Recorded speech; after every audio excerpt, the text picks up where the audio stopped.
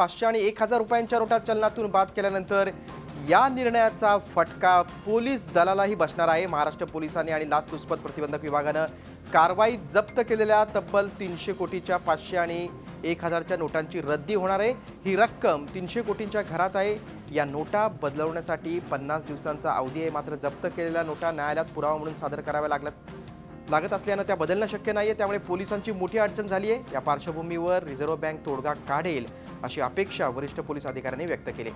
बघा, नोटाबंदी निर्णयाचा पोलीस दलाला फटका बसलाय। जप्त केलेल्या 500 1000च्या नोटांचं काय करायचं आता, असा पोलिसांसमोर प्रश्न पडलाय। कारण नोटा पुरावा असल्याने बदलणं अशक्य आहे। त्यामुळे आता याच्यातून काय मार्ग निघतो ते बघणं महत्त्वाचं आहे।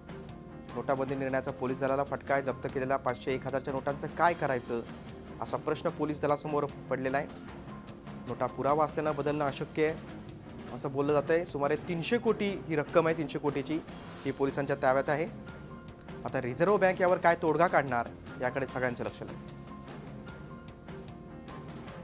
नोटाबंदी निर्णयाचा पोलीस दलाला फटका, एक महत्त्वाची बातमी आहे। जप्त केलेल्या 500 1000च्या नोटांचं काय याकडे सगळ्यांचं लक्ष लागेल। आणि याच महत्त्वाच्या बातमी संदर्भात आपण अधिक चर्चा करूया। आमचे ठाण्याचे प्रतिनिधी कपिल राऊत आपल्यासोबत आहेत। कपिल, एसीबीने कारवाई केलेली आहे, त्याबद्दल तब्बल 300 कोटींची ही सगळी रोकड आहे। आता या रोकडचं करायचं काय, रिझर्व्ह बँक काय निर्णय घेते याकडे सर्वांचं लक्ष लागलेलं आहे। पोलीस दलाकडून काय हालचाली होत आहेत का? नक्कीच गिरीश, खूप मोठा प्रश्न खरं म्हणजे, कारण जर आपण महाराष्ट्राचा विचार केला 300 कोटीची रक्कम आहे जी 500 हजार नोटांमध्ये आहे। जवळपास 200 कोटी हे एसीबीने जप्त केलेल्या नोटा आहेत, तर 100 कोटी हे पोलीस कारवाई म्हणजे दरोडा असेल, चोरी असेल किंवा मग घरफोडी असेल अशा प्रकरणातून समोर आलेले पैसे आहेत। आणि हे पुरावे म्हणून आता कोर्टामध्ये आहेत। एकंदरीतच हे सर्व ज्या नोटा आहेत 500 हजारच्या त्या आपण चेंजही करू शकत नाही, कारण ते पुरावे आहेत।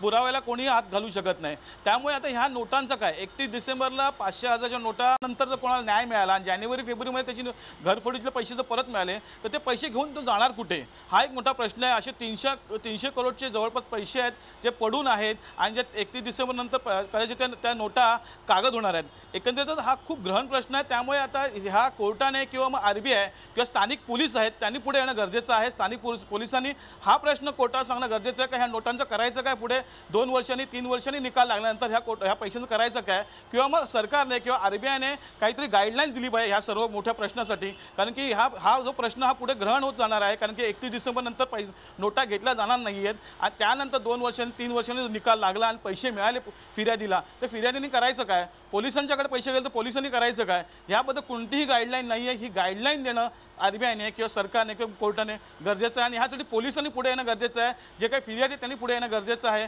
आणि ह्या संदर्भात याचिका किंवा ह्या संदर्भात कोर्टाकडे विनवणी करणं गरजेचं आहे। नक्कीच कपिल, वरिष्ठ पोलीस अधिकारी, कोर्ट आणि रिझर्व्ह बँक या तिघांनी मिळून लवकरात लवकर यावर तोडगा काढणं गरजेचं आहे। तुम्ही दिलेल्या सविस्तर माहितीबद्दल धन्यवाद। झी 24 तास रहा एक पाऊल पुढे।